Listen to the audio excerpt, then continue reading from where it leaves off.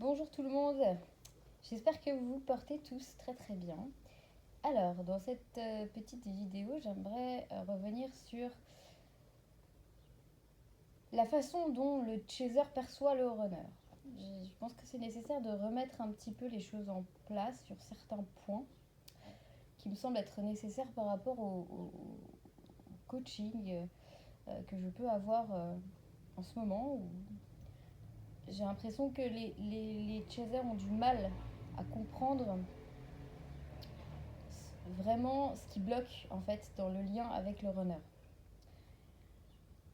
Alors, le runner donc, est celui qui fuit le lien, entre guillemets, d'accord, qui fuit le lien parce qu'en fait, dans la matière, c'est celui qui va partir, qui va pas vouloir de la relation. Du coup, de ce fait, on appelle celui qui fuit le lien. Mais en vérité, celui qui va fuir le lien, ça reste le chaser. Pourquoi? Le runner n'est que le miroir du chaser. C'est-à-dire qu'en fait, c'est la même entité, c'est la même âme qui est scindée en deux. Sauf que l'un va fonctionner d'une façon, l'autre va fonctionner d'une autre façon. Du coup, ce qui se passe, c'est que lorsque l'âme euh, est partagée dans deux corps, on va avoir l'un qui va être un opposé et l'autre qui va être son parfait opposé. Mais néanmoins, ça reste la même énergie, la même entité. On va avoir le chaser qui lui va avoir l'habitude d'être dans le surcontrôle, qui va avoir l'habitude de tout contrôler dans sa vie et d'avoir la main mise sur tout.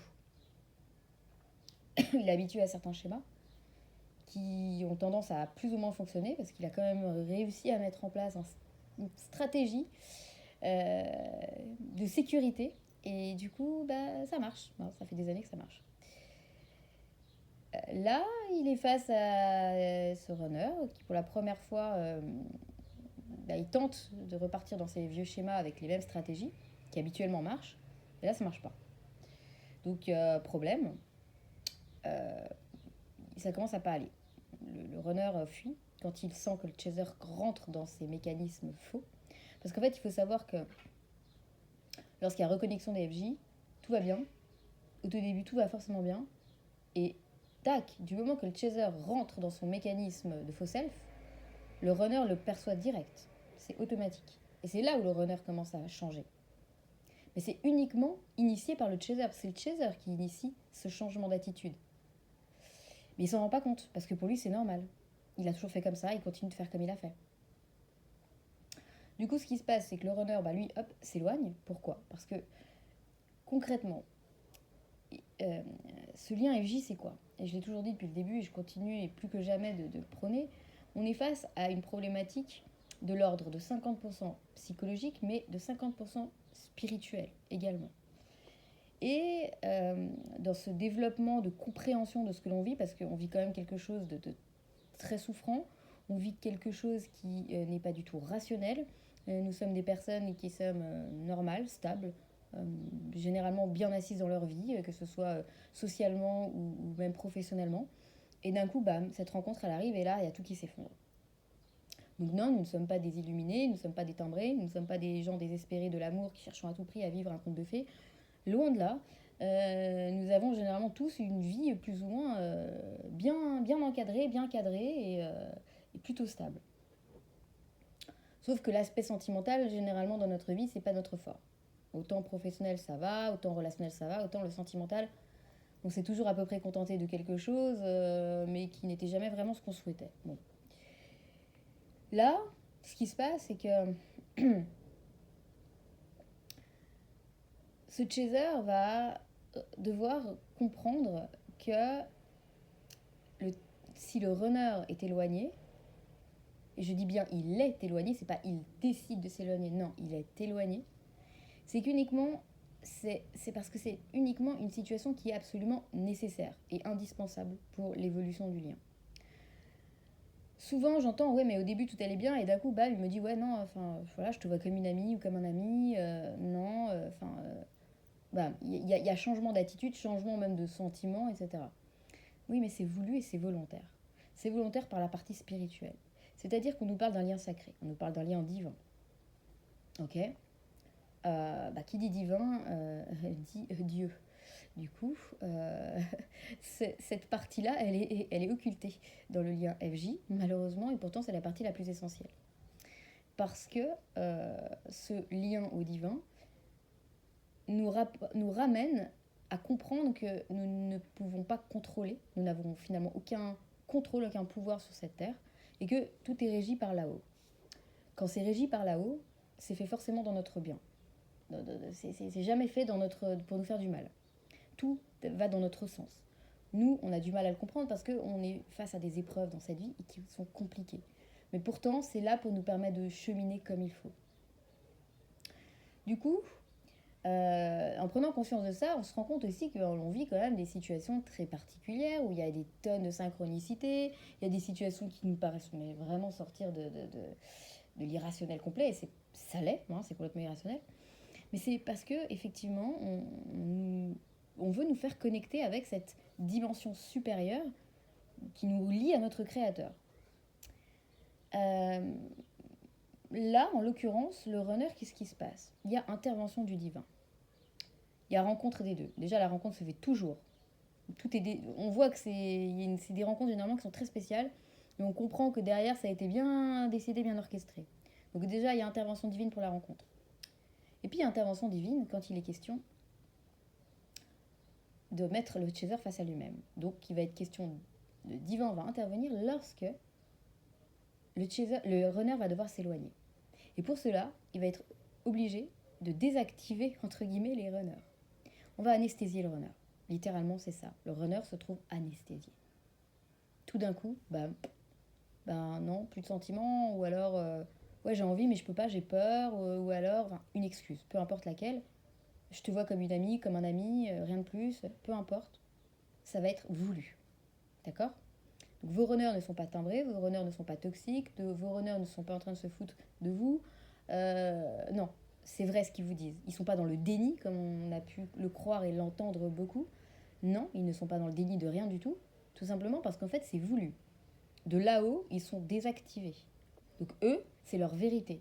Quand ils vous disent je suis désolée, mais j'ai pas de sentiments, ou je suis désolée, je te vois comme une amie, n'essayez pas de leur en vouloir en disant mais t'es dans le déni, arrête de te mentir à toi-même. Non, ils ne se mentent pas à ce moment-là, c'est la vérité. Elle est certes difficile à entendre, mais c'est la vérité. Donc il est essentiel de remettre ça à sa place. Parce qu'en comprenant ça, on va comprendre toute la suite. Et on va remettre en place chacun dans ce process. Si le runner n'est pas désactivé, il n'y a pas séparation. Et s'il n'y a pas séparation, le chaser ne peut pas faire son travail. Et si le chaser ne fait pas son travail, il va y avoir clash, forcément. Parce que tôt ou tard, nos chers chasers vont finir par bouffer nos runners. Et oui, il faut le dire. Je ne suis pas là en train d'incriminer qui que ce soit, on dit la vérité. Moi-même, chaser, je me suis rendu compte, quand je suis vraiment, au fur et à mesure du travail, être honnête avec moi-même, si on ne l'avait pas écarté, mais je l'aurais bouffé. C'est clair et net. Et ces peurs qu'il avait de cette relation que je le quitte un jour, elles s'avéraient vraies, parce que j'aurais fini par le quitter. Donc il y a un moment donné, quand on vient vraiment dans cette vérité authentique de nous-mêmes, on se rend compte de certaines choses. Et là, c'est essentiel que les chasers reviennent à leur vérité, à leur authenticité. C'est pour ça que je demande d'arrêter d'être focus sur le runner. Revenez à vous. L'autre n'est que votre reflet. C'est tout, rien de plus. Quand on revient à soi, on réalise des choses. On est honnête avec soi-même. On creuse, on creuse, on creuse. Compliqué de creuser, je sais. Mais voilà, je le dis souvent et j'aime bien cette métaphore parce qu'elle représente bien l'histoire. Pour arriver au cœur de l'oignon, on doit aller beaucoup de couches. Et l'oignon, il a quand même pas mal de couches. Mais chaque couche, ça fait pleurer. C'est compliqué, ça pique. Ouais, là c'est pareil. C'est-à-dire que pour atteindre notre cœur, c'est notre propre cœur qu'on doit atteindre. Parce qu'en vérité, votre runner, il se cache à l'intérieur de votre cœur. C'est exactement ce que nous explique, que je considère comme étant vraiment ma référence numéro 1 en termes d'explication sur le lien. C'est Rabbi Nachman. J'en parle souvent et j'en parlerai encore beaucoup parce que ses enseignements sont d'une qualité extrême. Et de par ces enseignements, j'ai pu comprendre et intégrer beaucoup de choses qui m'ont fait expérimenter aussi énormément de choses dans mon lien et dans ma relation et pour les FJ que je suis. Et lui, il nous dit clairement, oui, il y a un moment donné, tu dois d'abord te retrouver toi à l'intérieur de ton cœur, cette petite pointe-là à l'intérieur de ton cœur qui nécessite de reconnecter avec toi, avec l'amour vis-à-vis de toi-même, mais aussi essentiellement avec ton créateur, avec le divin. C'est en reconnectant avec cette petite parcelle de lumière dans ton cœur que là, c'est là que se cache l'autre. C'est là où il se cache le jumeau en question. Rabbi Nachman, il fait des contes, il explique toute la situation par le biais de contes. Et en gros, c'est inversé. Là, c'est la princesse qu'on recherche. Allez rechercher la princesse dans son cœur. Et c'est vrai. C'est-à-dire qu'en fait, on est amené à devoir prendre conscience que l'autre est à l'intérieur de nous-mêmes, il est dans notre cœur, mais notre cœur, il est fermé. Notre cœur est fermé, pourquoi? Parce qu'en fait, comme nous avons peur d'aimer, nous avons peur d'être aimés et nous refusons la relation. Quand le chaser vient rentrer profondément à l'intérieur de lui-même et qu'il est honnête avec lui-même, il se rend compte de quoi? Il se rend compte qu'en vérité, celui qui voit l'autre comme n'étant pas forcément à la hauteur, c'est pas le runner qui généralement rabaisse son chaser, pas du tout. Le runner, généralement, il voit son chaser comme étant waouh, la personne parfaite. Généralement, c'est le chaser qui a toujours un truc à redire. Sauf que ça, il le voit pas. Et en vrai, c'est le chaser qui estime que le runner n'est pas forcément à la hauteur. À la hauteur de quoi? On ne sait pas, puisque le chaser, déjà de base, il a du mal de se sentir à la hauteur lui-même, donc forcément, il ne va pas voir l'autre aussi à la hauteur de quoi que ce soit. Compliqué, hein, tout ça. Mais c'est important de comprendre comment ça fonctionne. Parce que là, en vouloir au runner pour x, y raison, c'est facile en fait. C'est la solution de facilité, c'est la solution en fait de victimisation que l'on a toujours connue. Parce que c'est toujours plus facile finalement de mettre la faute sur l'autre et de ne pas se regarder soi-même. Sauf que pour le coup, les cocos, c'est impossible de continuer à regarder l'autre en mettant la faute sur l'autre. Nous sommes toujours responsables, nous ne sommes jamais victimes. Et ça, je le répéterai systématiquement.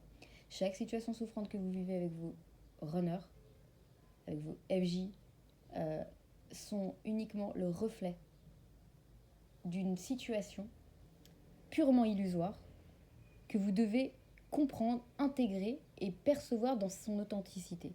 C'est-à-dire que votre runner va vous dire j'ai rencontré une énergie tierce, bam, ça va faire un mal de fou. Mais en fait, il va falloir se poser la question. Ok, ça fait super mal. Mais j'en suis où moi par rapport à ça? Qu'est-ce que ça vient réveiller chez moi? Et où je me situe, où je me positionne par rapport aux énergies tierces?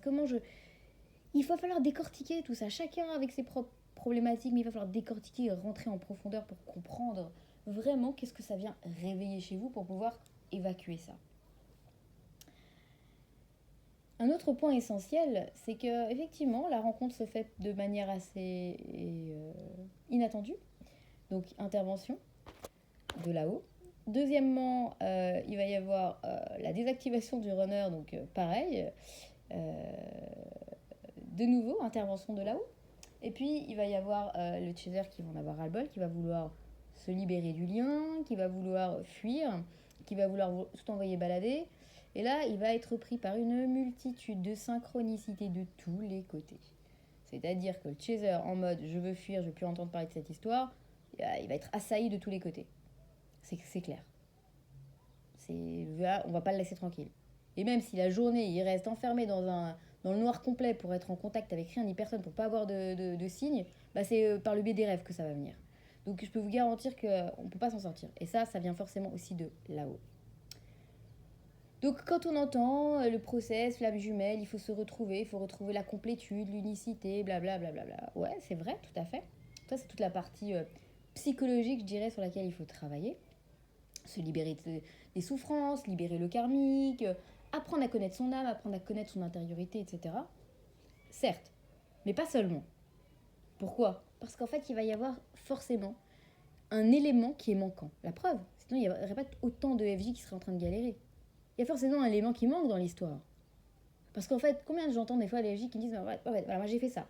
Ça fait 2 ans, 3 ans, 4 ans, 5 ans. Je travaille, je fais ci, je fais ça, je fais ça. Et pourtant, voilà, je fais quoi maintenant? Il est toujours pas là, je fais quoi? Eh oui, vous n'avez pas l'impression qu'il y a un petit élément qui manque dans l'histoire? Qu'il y a le petit ingrédient nécessaire à toute cette histoire-là pour qu'elle puisse enfin se débloquer, qui nous manque? Ben si, et si. Et ça, c'est pour ça que personnellement, dans mon approche, après c'est mon approche. C'est-à-dire qu'en fait, moi, je suis là pour essayer de vous aider par rapport à ce que j'ai testé, par rapport à ce que j'ai vu, dans lequel j'ai vu des résultats. Mais ça reste mon expérience, ça reste uniquement ma vérité. Je demande à personne d'adhérer. Je suis juste là pour vous partager et vous aider à y voir plus clair et à comprendre qu'est-ce qui est essentiel dans l'histoire. Et pourquoi il y a un moment donné ça bloque autant et qu'on n'arrive pas à y voir plus clair. Et qu'on a l'impression de passer son temps à faire des soins et des thérapies et des trucs et des machins et des hypnoses, etc. Puis bah ouais, mais. Et on n'y est toujours pas. Ok. Alors je dis pas, hein, le travail sur soi, il prend du temps. Mais on ne nous demande pas d'être parfait. On ne nous demande pas d'être parfait pour être réuni à l'autre. C'est pas ce qu'on nous demande. On nous demande d'avoir atteint un certain palier. Là, concrètement, l'élément essentiel manquant à l'histoire, c'est le fait qu'il va falloir se reconnecter avec cette partie essentielle au lien, le divin. Tout est orchestré par là-haut. Alors comment c'est possible que tout est orchestré par là-haut, mais par contre qu'on ne tienne pas compte de là-haut? Comment c'est possible? C'est-à-dire en fait, ok, bah, je me reconnecte avec tout et n'importe quoi, je fais ce qu'on me dit de faire, mais par contre là-haut j'oublie complet. Je ne donne pas d'importance et je ne m'y connecte pas. C'est pas possible. Il y a quelque chose qui manque. Il y a quelque chose qui est essentiel ici. Et les réponses, vous allez les trouver uniquement lorsque vous allez vous connecter avec là-haut, avec le divin et votre créateur. Vous allez pouvoir reconnecter le dernier chaînon manquant à toute cette histoire quand vous aurez assez cheminé. Et là, les réponses vont vous être révélées. Mais c'est uniquement lorsque vous allez reconnecter avec cette partie essentielle que tout bougera. Sinon, l'impasse. Sauf que certaines personnes ont compris. Et certaines personnes le testent. Et voient des résultats. Personnellement, je l'ai vécu. Je suis passée par exactement le même process que tout le monde dans cette histoire de FJ. C'est pas comme si dès le début... non, j'ai testé en fait. Je l'ai vu, je l'ai fait. Je suis passée par toutes ces histoires de guides, d'anges et compagnie. Ouais, ça a fait que de me plomber en fait. Donc il y a un moment donné... on n'arrête pas de nous parler de complétude et d'unicité, de réunion. Dans réunion, il y a l'union. Dans union, il y a un. Ben ouais, ça doit passer forcément par revenir à l'unicité de notre lien que nous avons avec l'unique créateur. Et ça, je ne dérogerai pas là-dessus. Parce que sans ça, sans cet élément clé, il vous manque une partie dans l'équation. Et on ne peut pas résoudre après le problème. Ce qu'il faut comprendre, c'est que la dernière phase n'est pas de notre ressort. Nous avons fait notre travail. Nous avons mis en place tout le job. Mais la dernière phase, le moment où l'autre revient, c'est pas dans nos mains. C'est dans les mains de là-haut. C'est là-haut où ça se décide quand il va y avoir reconnexion. Vous pouvez être totalement en complétude, parfait, ça va bien, etc. Mais si vous n'avez pas cet élément de reconnexion et de confiance, de remettre sa confiance dans le juste, dans cette source divine qui vous a créé, si on ne revient pas à ça, l'histoire, elle va tourner en rond, elle va continuer à tourner en rond. Chacun a ses croyances, chacun a ses façons de percevoir les choses et la vie. Tout est ok.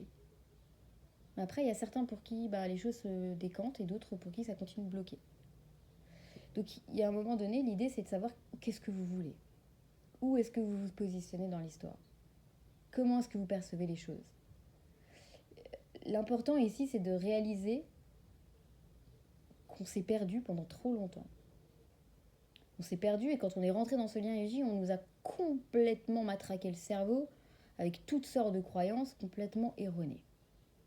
Au point qu'on s'est perdu encore plus qu'avant. Chacun décide s'il a envie de retrouver le chemin ou pas. Ça, c'est ce qu'on appelle le libre arbitre. Chacun va décider pour lui-même. Mais toutes les personnes qui m'ont dit, écoute, j'ai écouté ce que tu as dit, et je me suis reconnectée, j'ai été parler avec Dieu, je me suis reconnectée en fait. Je me suis dit, tiens, je ne l'ai jamais fait, je vais le faire. Et ben j'ai ressenti une force que j'avais jamais ressentie. J'ai ressenti quelque chose que je n'avais jamais ressenti avant. Effectivement, j'ai ressenti quelque chose de nouveau. Et quelque chose qui m'a fait beaucoup de bien. J'ai des retours, j'en ai beaucoup comme ça. L'idée, c'est d'aller chercher à l'intérieur de vous cette vérité. Quand vous allez vous reconnecter avec cette vérité, quand vous allez vous reconnecter avec cette essence même qui est unique, tout va vous paraître plus clair.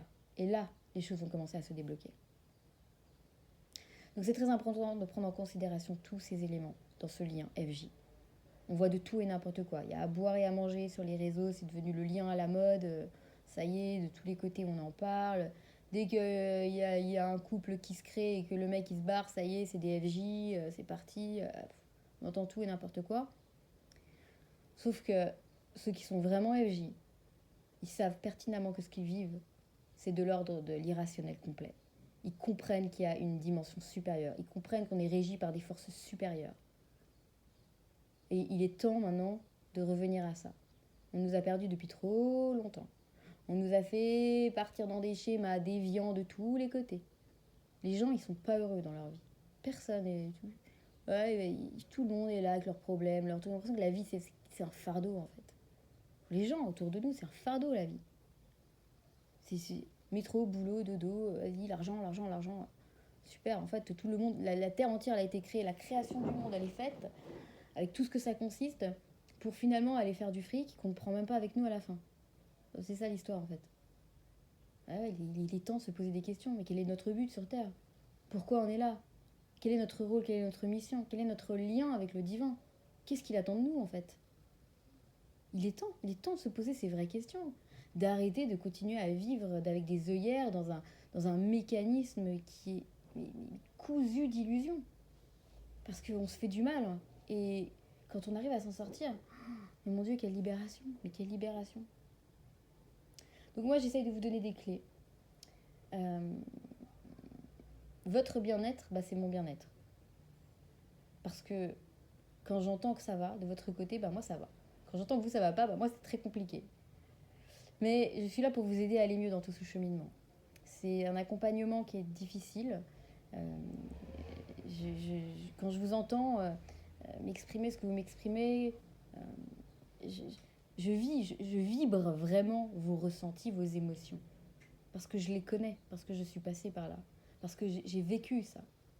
Parce que chacune de vos phrases, chacune de vos explications, chacun de vos ressentis, de vos émotions, tout, je les ressens vraiment en moi parce que j'ai vécu ces choses-là. Et je sais à quel point c'est dur. Et je sais combien des fois on n'en peut plus. On n'a qu'une envie, c'est de dire mais stop, mais je vous en supplie, mais laissez-nous tranquilles. Stop, quoi. Des fois c'est insupportable. On se retrouve dans une espèce d'impasse comme ça et on n'arrive plus à trouver la sortie. Donc moi, mon but, c'est mon rôle, c'est de vous aider à y voir plus clair et à vous aider justement à vous sortir des schémas qui sont erronés, des situations qui ne sont plus du tout acceptables à ce jour. Ça y est, ça fait assez d'années maintenant que ça tourne en rond, l'histoire. Ça fait assez d'années que les seuls FJ couples qui se sont mis en ligne sur les réseaux, il y a ceux qui on n'entend plus du tout parler parce que ça y est, ils ont fait leur business et merci, au revoir. Donc on sait qu'ils ne sont pas FJ. Il y a les autres qui ont prétendu être en réunion mais qui finalement ont eu l'honnêteté de revenir en disant non, finalement on ne l'était pas. C'était juste des moments de retour et que finalement, bah non, c'était toujours pas la réunion. Donc finalement, bah, qui est vraiment en réunion? C'est ça en fait qu'il faut se poser la question. Parce que ne vous leurrez pas, tous les groupes FJ, vous avez ceux qui viennent et qui se mettent en photo en disant ouais, nous on est les FJ en réunion, les FJ en réunion. Ne vous faites pas d'illusions, ce ne sont pas des FJ. Ou alors ce sont des gens qui sont FJ et qui se retrouvent l'espace d'un instant pour de nouveau se reséparer. Ces gens-là ne sont pas en réunion.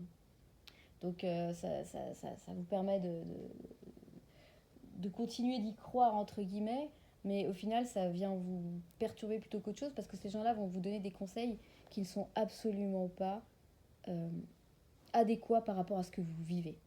Donc faites attention. Les vraies réponses, c'est vous qui les avez. C'est vous qui allez avoir toutes ces réponses en vous.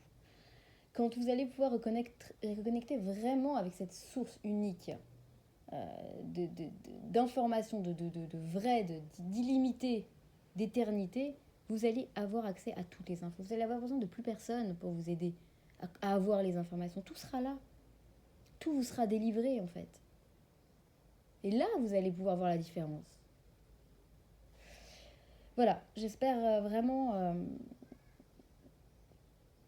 avoir pu délivrer ce message qui me tient à cœur pour vous parce que c'est difficile de vous voir souffrir et continuer à tourner en rond comme ça et sans arriver à reconnecter avec pourtant une vérité qui est plus qu'essentielle à ce jour.